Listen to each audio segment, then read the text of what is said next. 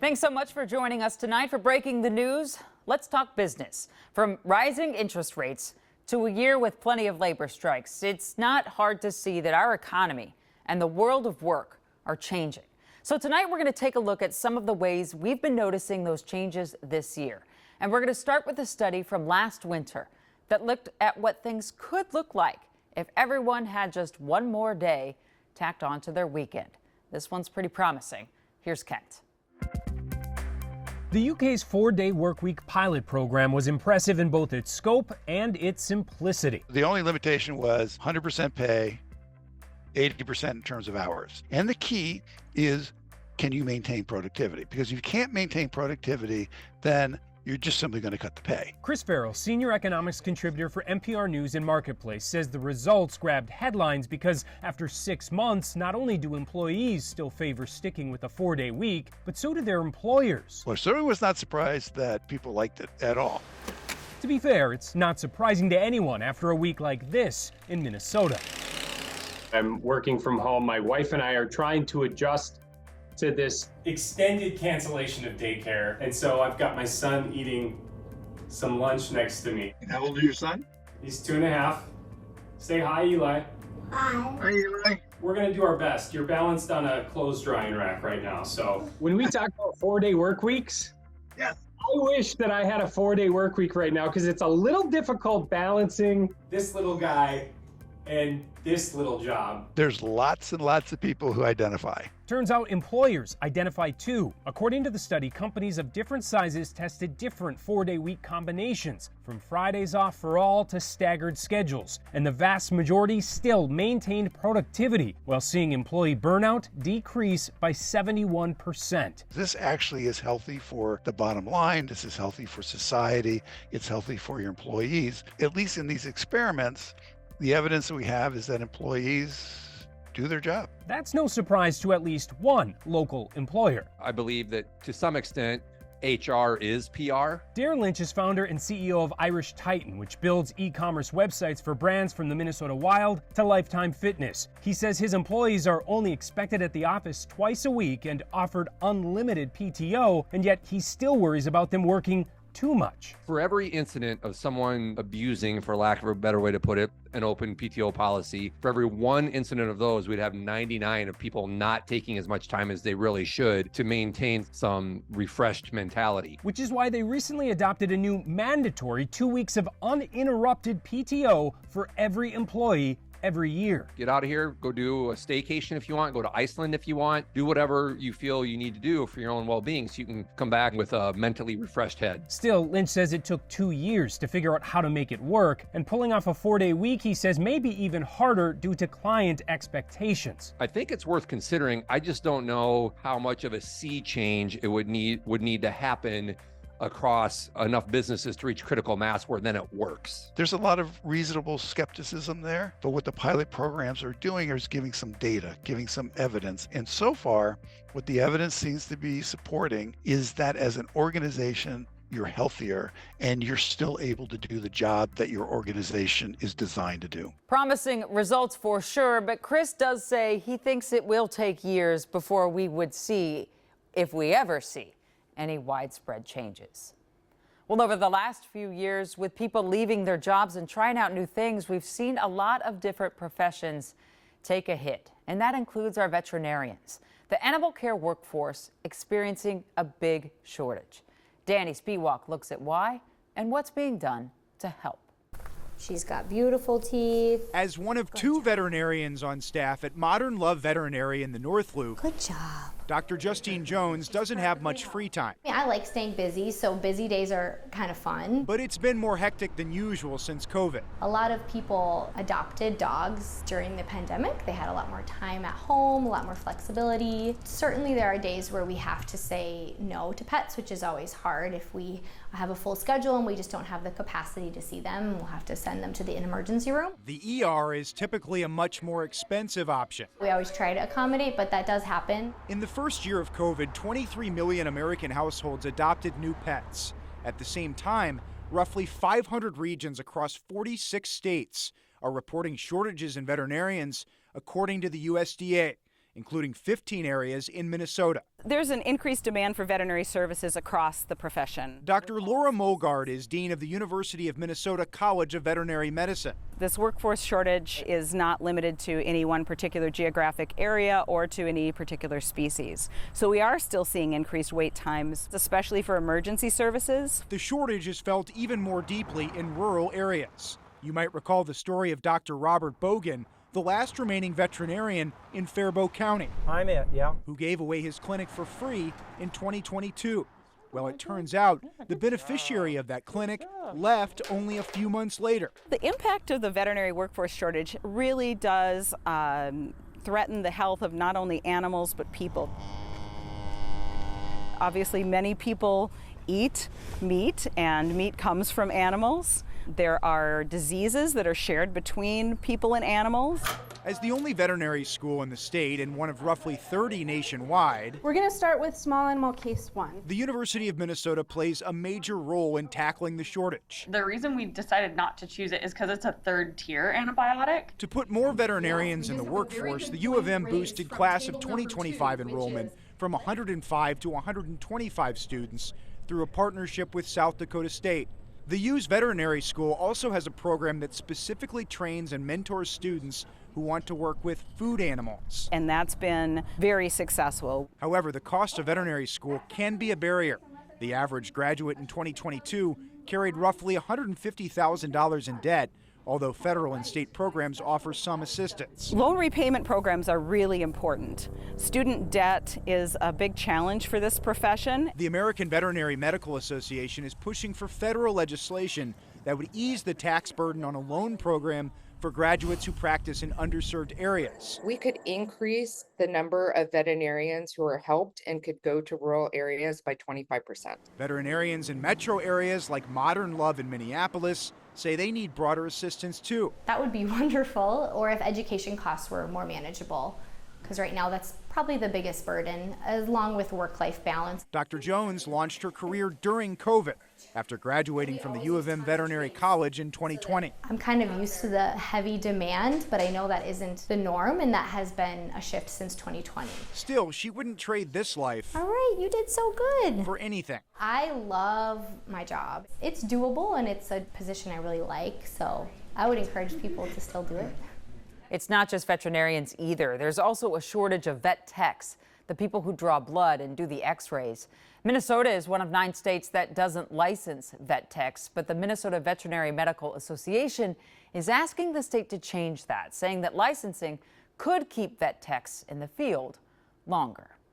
Well, coming up on Breaking the News, supper clubs, you may have noticed, are very back. But what's behind all of that? We'll talk about it in 3 minutes. If you grew up in Wisconsin, you likely grew up going to a supper club or two. Back then, it seemed there was nothing really cool about a supper club, but that's changed. The supper club is having its moment.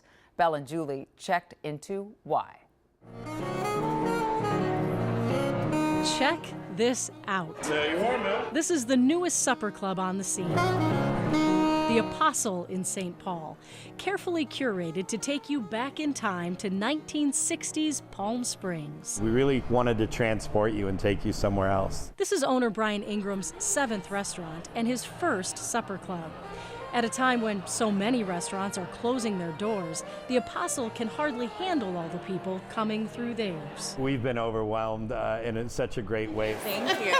In what you found out, were supper clubs outperforming regular restaurants? For sure. When you think of supper clubs, you probably picture a place like this. This is Indian Head in Balsam Lake, Wisconsin. It opened in 1939, the golden age of supper clubs, that period after Prohibition, when hundreds of supper clubs popped up, mostly in rural areas across the Midwest, offering guests made-from-scratch food, stiff drinks, and live entertainment. Jeff Potts and a business partner purchased Indian Head last summer and learned quickly their clientele savors that nostalgia. The number one thing I heard when we bought this is, don't change anything. We love this restaurant. Please don't change it. And We haven't. Ingram wanted the Apostle to have that same vintage feel. I wanted to be super intentional, from the glassware, the plateware, every piece of silverware, every light fixture was almost obsessive. And it's just a place that it's comfortable. It maybe reminds you of Grandpa's house or your aunt's house or something. Wiederholtz near Hastings, Minnesota is literally Grandma and Grandpa's place. Started by Harriet and Cy Wiederholt in 1958 and now run by their grandchildren, the brother and sister team of Jesse Wiederholt and Jenny Pine. What do we have here? Okay, so this is a pink squirrel, which is cream to almond flavored liqueur and ice cream. Jesse, what's this? That's a grasshopper, so same ice cream and cream to mix. Every weekend, they serve up the Supper Club staples, big slabs of prime rib, relish trays, and sides, and sell these iconic ice cream drinks by the gallon, using a recipe that's been around since the Nixon administration, and ringing it all up on cash registers that have been around even longer. They're 4G, fourth generation. I mean, they're literally made so well. They just cha-ching, it's the sound of money. And lately, there is one drink making more cha-ching for supper clubs than any other. Jamaican, Mark. Old fashions. Indian head bartender Mark Ferguson has muddled so many oranges in the last 2 years, he's starting to worry about his rotator cuff. How many old fashions is that? Just 10. 10 old fashions coming up. We started the night with 14, they're all gone. And we haven't even gotten busy yet. Becca Palm, his partner behind the bar, says the renewed passion for the old-fashioned is part of a bigger trend. Definitely have noticed a lot more younger people last few years, and they're drinking old fashions. They're getting experimental with their old fashions, and they want to know what the old supper club drinks were, like the old Harvey Wallbangers and the Manhattans and all of that, all of it. This renewed interest is being fueled by social media, with TikTokers, favorite Wisconsin supper clubs, and Facebook groups. Here's how to do supper club on a budget. Promoting supper club hopping as a hip new hobby. This will be my 55th of all supper clubs, because they are about 250 in the state of Wisconsin. Keith Arnold is an administrator on the Wisconsin Supper Club Enthusiasts Facebook page, a group now 81,000 strong. Members share their experiences traveling the state with Supper Club coffee table books in tow, and little orange cones they set on the table as an invitation for others to stop by and say hi. And I tell you, every time that I put that out, someone's coming up and talking to me about it, yes. Oh my goodness sakes. And while the star of the Supper Club is supper, How many of your specials are you putting out the door? As many as we can. that sense of community supper clubs create is perhaps the most important ingredient in their resurgence. While other restaurants may focus on how quickly they can turn a table, a supper club invites you to settle in and make it an evening. For me, it's just a place to come, just unload all your cares in the world and just come relax. And there are a whole lot of people who can drink to that. Toast to Indian Head Supper Club. Thanks for coming in, you guys. Cheers, Jeff. Cheers. Coming up, recreational marijuana has been legal for just a little while, which means budding business for experienced growers hoping to pass their knowledge on. It became official this year. Minnesota is now the 23rd state in the country to legalize marijuana. It's still going to be a while before you can go buy it from dispensaries, but that hasn't stopped some shops from growing their business to teach people to grow. Here's Kent. When Grounded Gardens opens its new St. Paul storefront on day one of recreational cannabis, it will technically still be business as usual. A lot of people think that we're going to be able to start selling flower and vapes and things like that tomorrow, which we are not. It could be 2025 before Grounded Gardens can sell THC alongside its hemp-derived CBD products. So on Sunday, the business is branching out. We're super excited. Now we get to celebrate. Owner Bridget Pinder will be helping Minnesotans get growing. We have two classes, one from 9 to noon and then one from 2 to 5. They will be down here in our new space. We will teach you how to set up a tent. We will teach you how to germinate seeds, all the essentials that you need to get them going. But it won't come cheap. The comprehensive class costs $1,100. But she says that cost includes roughly $800 worth of home growing gear. So you'll get the tent, the light, the fans, the monitoring system. So if you're at work, you'll be able to see what's going on with the humidity and the temperature and all those things. The classes also feature 2 follow-up sessions with master growers, a handbook, and some take-home hemp. So this is what attendees of our class will get to take home with them. They're hemp clones. And that way they can do a practice run with the hemp plants and then get their seeds going at the same time. And for those looking for the practice, but not the equipment, there is another price point. So if you have all your own equipment and you just want to come and learn how to grow, you can pay $500, come hang out with us, and you'll get seeds with that also. And speaking of that, so this is it. These are the seeds. Yeah. Even if you're just interested in these, keep in mind, even something this small carries a big cost in a newly regulated market. We're gonna have 10 seeds in a pack, and they'll be between $150 and $200. So it'll be about $20 a seed. But what you will get from us will be feminized seeds or auto-flowering seeds. Auto-flowering are going to run quicker. They're gonna have a shorter time, 3 to 4 months. They're a little easier to grow. Don't get as big. So a feminized plant is going to get a lot bigger, take about 4 to 6 months to grow. In the meantime, she says the Grounded Gardens Lounge will be a resource for those who want to learn and share. We're gonna do weed and seed swaps, and we also have tables set out front where people can bring their own flower and they can smoke out front and hang out with us. The end of an era. Coming up, we'll be kind and rewind and revisit the last video store that closed up in the Twin Cities. It wasn't all that long ago that the video rental store was the place to get your movie fix. But this year, the end of an era, as the very last video rental store in the Twin Cities closed its doors.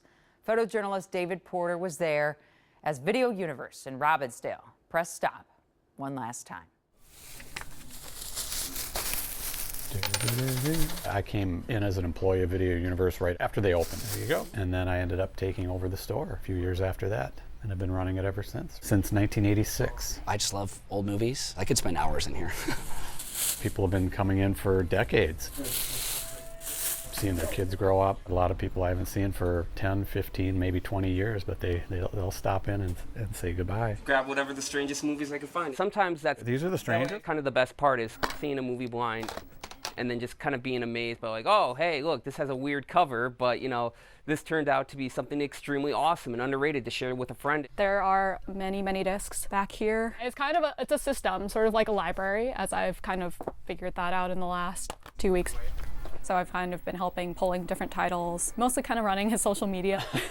Yeah, a little bit of emotional support as my dad's laughing back there. And stuff gets removed from streaming services all the time, so I'm always trying to find little rare gems and things like that. When you get something like maybe Eat My Dust, there's a lot of VHS right now that's really popular. Certain genres, VHS horror, the foreign ones are pretty popular. I went to school for film, so when I needed a film to write a paper about, it's like, hey Dad, can you bring this obscure film so that I can watch it and write a paper on? Because I have so many VHS tapes. But you don't have these ones. 5. Get them, Through the last couple of years especially, there's been so many movies already that people have been asking for that I don't have access to. You have to stream them, and that's where it just seems to be heading. It's, you know, it's a changing world. I don't know. You knew. He's been here since, the 1980s. This is what he does. Oh, there it is. As he's closing and selling his inventory, he's kind of like losing little bits and pieces of his collection. You can just have that. It's just kind of epic sadness, I think, to see it come to an end. You just never quite